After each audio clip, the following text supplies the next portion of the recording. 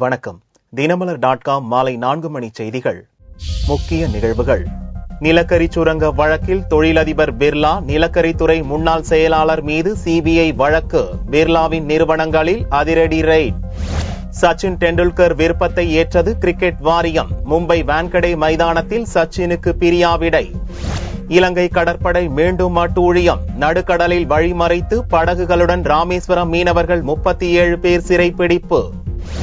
விரிவான செய்திகள். நிலக்கரி சுரங்க ஊழல் தொடர்பாக பிரபல தொழிலதிபர் குமார் மங்கலம் பிர்லா மீது சிபிஐ அதிகாரிகள் வழக்கு பதிவு செய்துள்ளனர். நிலக்கரி சுரங்க முறைகேடு தொடர்பாக சிபிஐ பதிவு செய்யும் 14வது வழக்கு இது. 1.86 லட்சம் கோடி ரூபாய் அளவுக்கு முறைகேடுகள் நடந்ததாக கூறப்படும் நிலக்கரி சுரங்க ஒதுக்கீட்டு ஊழல் தொடர்பாக இதுவரை 13 வழக்குகள் பதிவு செய்து சிபிஐ விசாரித்து வருகிறது. 14வது வழக்கை செவ்வாயன்று சிபிஐ பதிவு செய்திருக்கிறது. ஆதித்யா பிர்லா குரூப் நிறுவனங்களின் தலைவர் குமார் மங்கலம் பிர்லா, அவரது நிறுவனமான ஹிண்டால்கா முன்னாள் நிலக்கரித்துறை செயலாளர் PC பிரேக் உள்ளிட்டோர் மீது வழக்கு பதிவு செய்யப்பட்டுள்ளது. 2005ஆம் ஆண்டு நவம்பர் 10ஆம் தேதி குமார் மங்கலம் பிர்லாவின் ஹிண்டால்கா மின் உற்பத்தி நிறுவனத்துக்கு ஒடிசா மாநிலம் ஜசகுடா மாவட்டத்தில் நிலக்கரி சுரங்கம் ஒதுக்கப்பட்டது. நிலக்கரி சுரங்கத்தை பெறுவதற்கான தேவைகளை ஹிண்டால்கா நிறுவனம் பூர்த்தி செய்யாத போதும் அந்நிறுவனத்துக்கு சுரங்கம் ஒதுக்கீடு செய்ததில் நிலக்கரித்துறை அதிகாரிகள் அளவுக்கு அதிகமான சலுகைகள் அளித்துள்ளதாக முதல் தகவல் அறிக்கையில் சிபிஐ குற்றம் சாட்டியுள்ளது. லஞ்ச ஊழல், மோசடி உள்ளிட்ட பல்வேறு பிரிவுகளில் வழக்கு பதிவு செய்துள்ளதோடு மும்பை, டில்லி, ஹைதராபாத், புவனேஸ்வர் ஆகிய நகரங்களில் பிர்லா நிறுவனத்துக்கு சொந்தமான 6 இடங்களில் சிபிஐ அதிகாரிகள் ஒரே நேரத்தில் சோதனை நடத்தி பல்வேறு ஆவணங்களை பறிமுதல் செய்துள்ளனர். 46 வயது நிரம்பிய தொழிலதிபர் பிர்லாவிடம் விரைவில் விசாரணை நடத்தவும் சிபிஐ அதிகாரிகள் திட்டமிட்டுள்ளனர். சச்சின் டெண்டுல்கரின் சொந்த ஊரான மும்பையில் உள்ள வான்கடே ஸ்டேடியத்தில் அவரது இறுதி கிரிக்கெட் டெஸ்டை நடத்த கிரிக்கெட் வாரியம் முடிவு செய்துள்ளது. இந்திய நட்சத்திர கிரிக்கெட் வீரர் சச்சின் டெண்டுல்கர் இதுவரையில் 198 டெஸ்ட் போட்டிகளில் ஆடியுள்ளார். நவம்பர் மாதம் வெஸ்ட் இண்டீஸ் அணி இந்தியாவில் சுற்றுப்பயணம் செய்து 2 டெஸ்ட், 3 ஒருநாள் போட்டிகளில் விளையாட உள்ளது. ஏற்கனவே ஒருநாள் போட்டியிலிருந்து சச்சின் ஓய்வு பெற்றுவிட்டார். 200வது போட்டியில் டெஸ்ட் போட்டிகளில் இருந்தும் ஓய்வு பெறப்போவதாக சச்சின் டெண்டுல்கர் கடந்த வியாழனன்று அறிவித்தார். அதனால் அவரது இறுதி டெஸ்ட் போட்டியை நடத்த கொல்கத்தா ஈடன் கார்டன் மைதானமும் மும்பையின் வான்கடே மைதானமும் தீவிரமாக போட்டியிட்டன. ஆனால் தனது சொந்த ஊரான மும்பையில் ஆட சச்சின் டெண்டுல்கர் விருப்பம் தெரிவித்தார். இந்நிலையில் மும்பையில் கிரிக்கெட் வாரியத்தின் போட்டி ஏற்பாடு குழு செவ்வாயன்று கூடியது.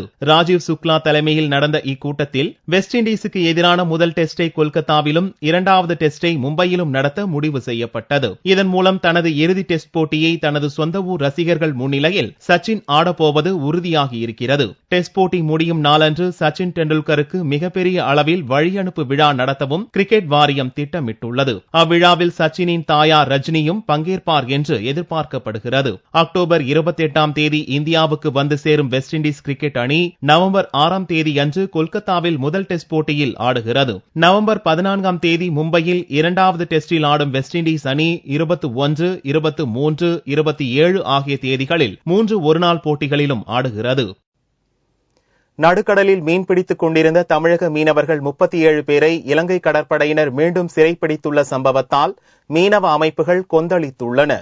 ராமேஸ்வரத்திலிருந்து திங்கட்கிழமை அன்று அதிகாலை 673 விசைப்படகுகளில் 2500 மீனவர்கள் கடலுக்குள் மீன்பிடிக்க சென்றனர். மீனவர்களில் சிலர் கச்சத்தீவுக்கும் மன்னாருக்கும் இடையே மீன்பிடித்துக் கொண்டிருந்தனர். அப்போது அங்கு 3 ரோந்து கப்பலில் வந்த இலங்கை கடற்படையினர் மீனவர்களை சுற்றி வளைத்தனர். பின்னர் 5 படகுகளில் இருந்த 22 மீனவர்களையும் சிறைப்பிடித்து அவர்களிடம் இருந்த மீன்களையும் கொள்ளையடித்தனர். பின்னர் மீனவர்கள் அனைவரையும் மன்னார் கடற்படை முகாமிற்கு கொண்டு சென்றனர். இலங்கை கடற்படையினர் அட்டூழியத்தால் அச்சமடைந்த மற்ற மீனவர்கள் உயிருக்கு பயந்து உடனடியாக கரை திரும்பினர். இன்னைக்கு 5 விசைப்படகு 22 மீனவர்கள் இலங்கை கடற்படை சிறைபிடிச்சிட்டு இப்ப எங்க படகுலாம் தாவுக்குள்ள நின்ற படகு தான். பெரிய சிரமத்துல எங்க மக்கள்லாம் தப்பிச்சு வந்தே பெரியது. எங்க போட்ல ஒரு போட்ல மடிய அவுத்து விட்டு தான் ஓடி வந்திருக்காங்க. இப்படியே இருக்கு எங்க வாழ்வாதாரம் கேள்விக்குறியா இருக்கு. நமது ராமேஸ்வரம் பகுதியிலிருந்து 5 படகுகளில் மீன்பிடிக்க சென்ற ராமேஸ்வரம் பகுதி மீனவர்கள் 22 பேரை இலங்கை கடற்படையினர் நடுக்கடலிலே வழிமறித்து அடித்து உதைத்து சித்திரவதை செய்து கொடுமைப்படுத்தி அவர்களை மன்னார் நீதிமன்றத்திலே ஒப்படைப்பதற்காக கொண்டு சென்றிருப்பதாக தகவல்கள் வருகிறது. இலங்கை கடற்படையினருடைய அட்டூழியம் தொடர்ந்து கொண்டே இருக்கிறது.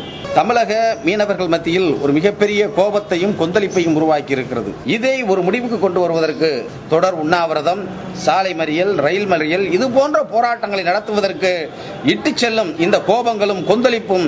எனவே இந்த உணர்வுகளை புரிந்து கொண்டு மத்திய மாநில அரசுகள் முடிவெடுக்க வேண்டும். புதுக்கோட்டை மற்றும் ஜெகதாப்பட்டினம் பகுதியிலிருந்து கடலுக்கு மீன்பிடிக்க சென்ற 15 மீனவர்களை கைது செய்து அவர்களது 4 படகுகளையும் பறிமுதல் செய்தனர். காரை நகர் கடற்படை முகாமில் வைத்து விசாரணை நடத்தி வருகின்றனர். ஒரே நாளில் தமிழக மீனவர்கள் 37 பேரை இலங்கை அரசு கைது செய்துள்ள சம்பவம் மீனவர்கள் மத்தியில் கொந்தளிப்பை ஏற்படுத்தியுள்ளது. இலங்கை கடற்படையினரின் தொடர் அட்டூழியத்தை கண்டித்து மீனவர்கள் போராட்டங்கள் நடத்த முடிவு செய்துள்ளனர்.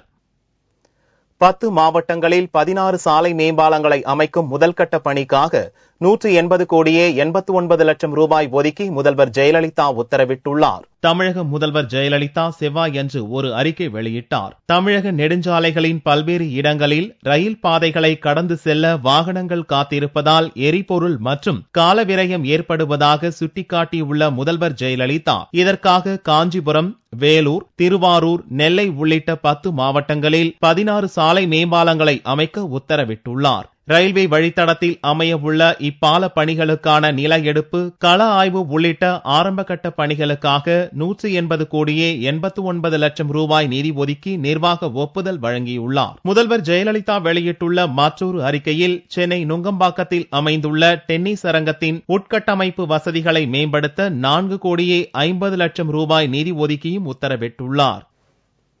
இலங்கையில் நடக்கும் காமன்வெல்த் மாநாட்டில் பங்கேற்பது குறித்து தமிழக மக்களின் உணர்வுகளுக்கு மதிப்பளித்து முடிவு எடுக்கப்படும் என்று திமுக தலைவர் கருணாநிதிக்கு பிரதமர் மன்மோகன் சிங் கடிதம் எழுதியுள்ளார். பிரதமர் மன்மோகன் சிங்கை திமுக பார்லிமென்ட் குழு தலைவர் TR பாலு திங்கட்கிழமையன்று இரவு சந்தித்தார். அப்போது இலங்கையில் நடைபெற உள்ள காமன்வெல்த் உறுப்பு நாடுகளின் தலைவர்களின் கூட்டத்தில் இந்தியா கலந்து கொள்ளக்கூடாது என்ற கோரிக்கையை கருணாநிதி சார்பில் TR பாலு வலியுறுத்தினார். இதற்கான காரணங்களையும் அவர் விளக்கினார். இது தொடர்பாக திமுக தலைவர் கருணாநிதிக்கு TR பாலு மூலம் அனுப்பிய கடிதத்தில் காமன்வெல்த் மாநாட்டில் பங்கேற்பது தொடர்பாக திமுக மற்றும் தமிழ் மக்களுடைய உணர்வுகளை மதித்து முடிவு எடுக்கப்படும் என்று உறுதி அளித்துள்ள பிரதமர் மன்மோகன் சிங் இக்கோரிக்கையை வலியுறுத்தி உண்ணாவிரதம் இருந்து வரும் தியாகுவை உண்ணாவிரதத்தை கைவிடும்படி கருணாநிதி தலையிட்டு நடவடிக்கை எடுக்க வேண்டும் என்றும் கேட்டுக் கொண்டுள்ளார். திமுக வெளியிட்டுள்ள செய்திக்குறிப்பில் இத்தகவல்கள் தெரிவிக்கப்பட்டுள்ளன.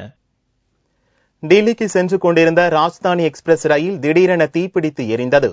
அசாம் மாநிலம் திப்ருகர் நகரிலிருந்து டெல்லிக்கு புறப்பட்ட ராஜ்தானி எக்ஸ்பிரஸ் ரயில் அதிகாலை 4:30 மணிக்கு தரம்துல் ரயில் நிலையத்தை கடந்து சென்று கொண்டிருந்த போது கேண்டீன் பெட்டியில் திடீரென தீப்பிடித்துக் கொண்டது. தீ மளமளவென பரவியதை தொடர்ந்து ரயில் அங்கேயே நிறுத்தப்பட்டது. தீயணைப்பு வீரர்களும் ரயில்வே பாதுகாப்பு படையினரும் விரைந்து சென்று தீயணைக்கும் பணியில் ஈடுபட்டனர். அதற்குள் கேண்டீன் பெட்டி முற்றிலும் எரிந்து நாசமானது. कैसे हुआ? शॉर्ट सर्किट से हुआ हो. अब तो पूरा एक पेंटी कार पूरा जल गया. தீப்பிடித்த உடனே மற்ற பெட்டிகளுக்கு தீ பரவுவதை தடுக்கும் வகையில் கேண்டீன் பெட்டியை அதிகாரிகள் பிரித்து விட்டனர். இதனால் பெரும் தீ விபத்து தவிர்க்கப்பட்டதாக ரயில்வே அதிகாரிகள் தெரிவித்தனர். कोई भी इसमें घायल नहीं हुआ, किसी की मृत्यु नहीं हुई, सभी सुरक्षित हैं. कोई शॉर्ट सर्किटिंग पेंट्री कार में हुई है जिसकी वजह से आग फैली है. हालांकि विस्तृत जानकारी के बाद ही, विधिवत जानकारी के बाद ही सही कारणों का पता लग सकेगा. தீ விபத்துக்கான காரணம் குறித்து ரயில்வே அதிகாரிகள் விசாரணை மேற்கொண்டுள்ளனர்.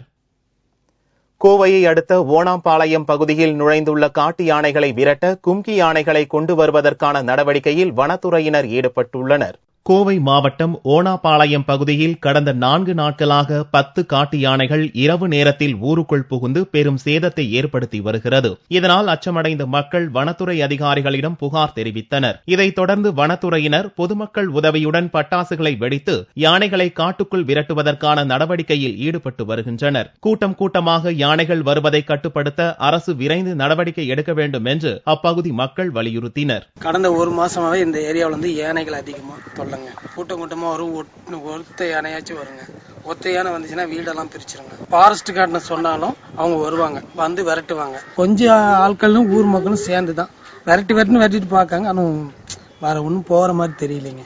இது வராம தடுக்கணும் அரசாங்கத்தால் தான் முடியும். இதனிடையே மேற்கு தொடர்ச்சி மலைப்பகுதிகளில் யானைகள் வழித்தடங்களில் அனுமதியின்றி கட்டப்பட்டுள்ள விடுதிகள், ரெசார்ட்கள், வீட்டு மனைகள் மற்றும் ஆன்மீக மையங்கள் போன்றவற்றால் தான் யானைகள் ஊருக்குள் நுழைவதாக பொதுமக்கள் புகார் தெரிவித்தனர். இந்நிலையில் காட்டு யானைகளை விரட்ட ரஞ்சன், பாரி என்ற 2 கும்கி யானைகளை கொண்டு வர வனத்துறையினர் நடவடிக்கை மேற்கொண்டு வருகின்றனர். பொள்ளாச்சி அருகே மாணவர்களின் வருகையின்மையால் மூடப்பட்ட அரசு பள்ளி 15 ஆண்டுகளுக்கு பின்பு திறக்கப்பட்டுள்ளது. பொள்ளாச்சி அருகே உள்ள பாலமநல்லூர் பகுதியில் செயல்பட்டு வந்த ஊராட்சி ஒன்றிய பள்ளி மாணவர்களின் வருகை குறைந்ததால் கடந்த 1998ஆம் ஆண்டு மூடப்பட்டது. இதனால் அப்பகுதி மாணவர்கள் 6 கிலோமீட்டர் தூரம் தள்ளி இருந்த பள்ளிக்கு சென்றனர். இதனிடையே கடந்த 10 ஆண்டுகளில் ஏற்பட்ட மக்கள் தொகை பெருக்கத்தால் அப்பகுதியில் மாணவர்களின் எண்ணிக்கையும் அதிகரித்தது. இதையடுத்து மீண்டும் பாலமநல்லூரில் உள்ள ஊராட்சி ஒன்றிய பள்ளியை துவக்க அப்பகுதி மக்கள் கோரிக்கை விடுத்தனர். இதை ஏற்று அக்டோபர் 14ஆம் தேதி திங்கட்கிழமை முதல் மீண்டும் பள்ளி துவக்கப்படும் என்று கல்வித்துறை அறிவித்திருந்தது. இதன்படி 15 ஆண்டுகளுக்கு பின்பு விஜயதசமி அன்று இந்த ஊராட்சி ஒன்றிய பள்ளி மீண்டும் திறக்கப்பட்டது. பெற்றோர் தங்களுடைய குழந்தைகளை ஆர்வமுடன் பள்ளிக்கு அழைத்து சென்று சேர்த்தனர். பாலமநல்லூர் ஸ்கூல் ஆரம்பத்திலேயே நடந்துட்டு இருந்தது. குழந்தைகளை ஸ்ட்ரென்த் கம்மியா இருந்ததுனால 15 வயசுக்கு முன்னாடி நிறுத்திட்டாங்க. இப்போ மறுபடியும் கவர்மெண்ட் ஸ்கூல் அதிகமா பொண்ணு இருக்கிற பக்கம் ஸ்கூல் ஓபன் பண்ணு சொன்னாங்க. அதனால ரீஓப்பனிங் இப்போ 15 வருஷம் கழிச்சு இந்த ஸ்கூல் இன்னைக்கு திறப்புல பண்ணிக்கிறோம். இங்கிருந்து 5-6 கிலோமீட்டர் போன குழந்தைகளை இன்னைக்கு இங்கேயே அட்மிஷன் போட்டு இன்னைக்கு சேர்த்திட்டோம் ஸ்கூல்ல.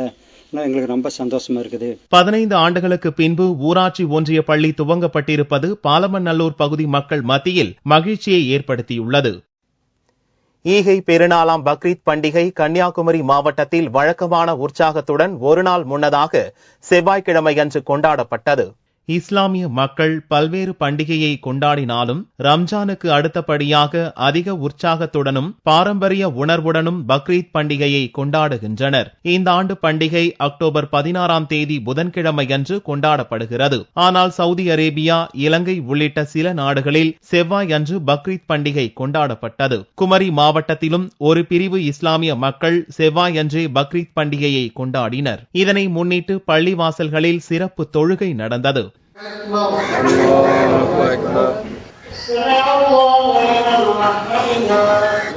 தொழுகை முடிந்ததும் இஸ்லாமியர்கள் ஒருவரை ஒருவர் கட்டி அணைத்து வாழ்த்துக்களை மகிழ்ச்சியுடன் தெரிவித்துக் கொண்டனர். தங்கத்தின் விலையில் செவ்வாய்க்கிழமையன்று ஒரு சவரனுக்கு 24 ரூபாய் குறைந்திருந்தது. ஒரு சவரன் தங்கம் 22,552 ரூபாய்க்கு விற்பனையானது. 1 கிராம் ஆபரண தங்கம் 2,819 ரூபாயாக இருந்தது. வெள்ளி 1 கிராமுக்கு 1 ரூபாய் 30 காசுகள் குறைந்து 50 ரூபாய் 20 காசுகளுக்கு விற்பனையானது. பார் வெள்ளியின் விலை 46,925 ரூபாயாக இருந்தது. நவராத்திரி விழாவின் நிறைவு நாளை முன்னிட்டு மாணவ மாணவிகள் கல்வியில் சிறந்து விளங்க மதுரை மீனாட்சி அம்மன் கோவிலில் 108 வீணை இசை வழிபாடு நடத்தப்பட்டது. நவராத்திரி கலை விழாவை முன்னிட்டு மதுரை மீனாட்சி அம்மன் கோவிலில் கடந்த 9 நாட்களும் பரதநாட்டியம், ஆன்மீக சிந்தனை, சொற்பொழிவுகள் என பல்வேறு கலை நிகழ்ச்சிகள் நடந்தன. இந்த ஆண்டு விழா கடந்த 5ஆம் தேதி துவங்கியது. அன்றைய தினத்திலிருந்து அம்மன் 9 நாட்களும் ஒவ்வொரு விதமான அலங்காரத்தில் எழுந்தருளி பக்தர்களுக்கு காட்சியளித்தார். விழாவின் நிறைவு நாளான 10ஆம் நாள் திருவிழாவில் வீணை இசை வழிபாடு நடந்தது.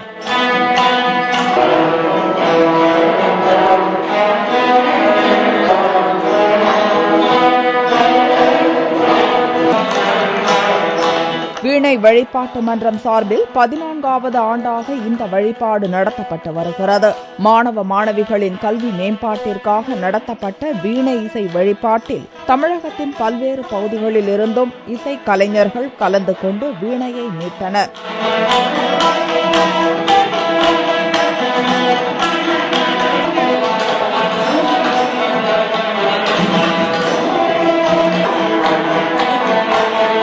பத்தாம் நாளான விஜயதசமி உற்சவத்தன்று வீணை வழிபாடு மன்றம் நடத்தக்கூடிய 108 வீணை இசை வழிபாட்டினை நடத்தி தந்திட இங்கு தமிழ்நாட்டின் பல்வேறு பகுதிகளில் இருந்து பேராசிரியர் பெருமக்களும் அவர்களுடைய மாணாக்கர்களும் ஆசிரியர் பெருமக்களும் இங்கு வந்திருக்கின்றார்கள். மாணவ மாணவியரின் கல்வி மேம்பாட்டிற்காக நடத்தப்படுகின்றது. மீனாட்சி அம்மன் திருக்கோவில் சன்னிதானத்தில் இந்த வீணை வழிபாட்டினை நாங்கள் 14ஆம் வருடமாக இதனை நடத்தி கொண்டிருக்கின்றோம். கோவில் முழுவதும் ரம்மியமாக ஒலித்த வீணையின் இசையை பக்தர்கள் மெய்மறந்து ரசித்தனர். மீண்டும் செய்திகள் இந்திய நேரப்படி இரவு 8 மணிக்கு. வணக்கம்.